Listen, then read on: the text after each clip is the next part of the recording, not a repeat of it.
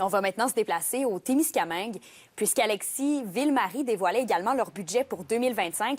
Bon, là-bas, on parle d'une hausse de taxes un petit peu plus significative quand même.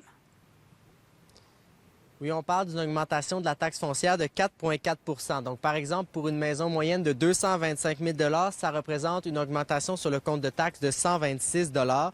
Donc, Ville-Marie, c'est une augmentation un petit peu plus marquée par rapport aux autres municipalités qui ont présenté leur budget. La raison, c'est que d'abord, derrière tout ça, c'est qu'il y a plusieurs projets qui sont actuellement en cours ou qui le seront dans la prochaine année qui nécessitent quand même des sommes assez importantes, notamment la rénovation de l'usine de traitement des eaux ou de l'aréna, par exemple. On parle ici de 21 millions, dont 6 millions provenant de la municipalité.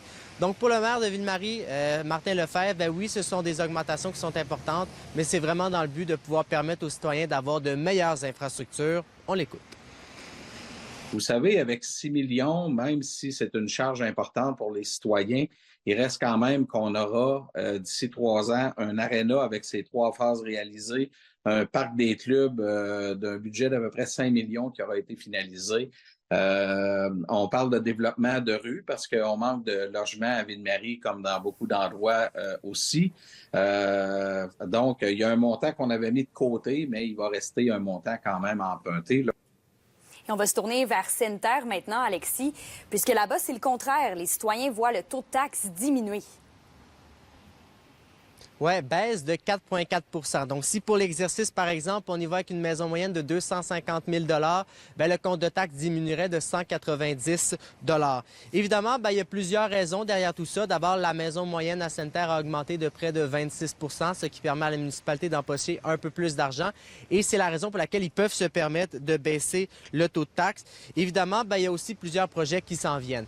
Par exemple, du côté de 2025, un autre fait important dans le budget, il y a 15 % du budget qui s'en va dans le remboursement de la dette qui est évaluée à 7 millions de $.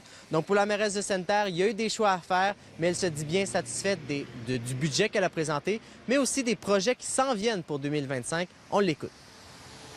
Le gros de l'investissement pour cette année 2025, c'est vraiment notre centre sportif. Fait que c'est sûr que c'est un gros investissement, un gros projet qu'on souhaite de tout cœur qu'on réussisse à tout pouvoir le faire en 2025 sans nuire à la saison 2025-2026 des activités qui vont avoir lieu à l'Arena.